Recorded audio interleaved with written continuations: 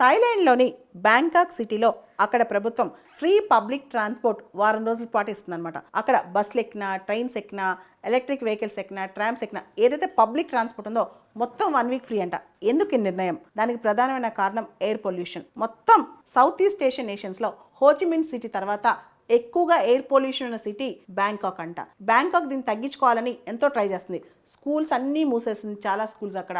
Even work from home ఇస్తుంది, ఇవన్నీ చేస్తుంది. కానీ stubble burning, construction activities, vehicular pollution, వీటన్నిటి వల్ల బ్యాంకాక్ సిటీలో విపరీతమైన ఎయిర్ పొల్యూషన్ అంట. దీన్ని తగ్గించడానికి ఒక ఎక్స్పెరిమెంటల్ మోడ్లో ప్రైవేట్ ట్రాన్స్పోర్ట్ పక్కన పెట్టి జనం పబ్లిక్ ట్రాన్స్పోర్ట్ ఎక్కడానికి కంప్లీట్గా 1 వీక్ పాటు ఒక ఎక్స్పెరిమెంటల్ బేసిస్లో పబ్లిక్ ట్రాన్స్పోర్ట్ మొత్తం ఫ్రీగా ఇస్తుందంట. ఎయిర్ పొల్యూషన్కి కారకాలు ఏవైతే ఉన్నాయో stubble burning, industrial pollution, construction works, vehicular pollution, ఇవన్నిటిపైన రిస్ట్రిక్షన్స్ పెట్టిందంట. అంతేకాదు అక్కడ పార్టికులేట్ మ్యాటర్ 2.5 అనేది చాలా ఎక్సెసివ్ ఉందంట. దీనికి సంబంధించి కూడా థాయిలాండ్ గవర్నమెంట్ ఇప్పుడు ప్రత్యేకమైన చర్యలు తీసుకుంటుందంట.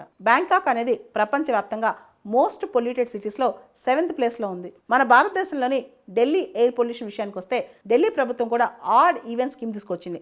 దీనివల్ల పెద్దగా ఒరిగింది ఏం లేదు. రూట్ కాజ్ని మనం అసలు అడ్రస్ చేయకుండా, మూలాలను అడ్రస్ చేయకుండా పైపైన వారం రోజుల ఎక్స్పెరిమెంట్లు లేదా పబ్లిక్ ట్రాన్స్పోర్ట్ కంప్లీట్గా ఫ్రీ ఇవ్వటాలు, వీటి వల్ల పెద్ద లాభం ఉండదు. లేదా ఆడ్ ఈవెన్ ఎక్స్పెరిమెంట్లు, వీటి వల్ల పెద్ద లాభం ఉండదని చెప్పి నిపుణులు చెప్తున్నారు.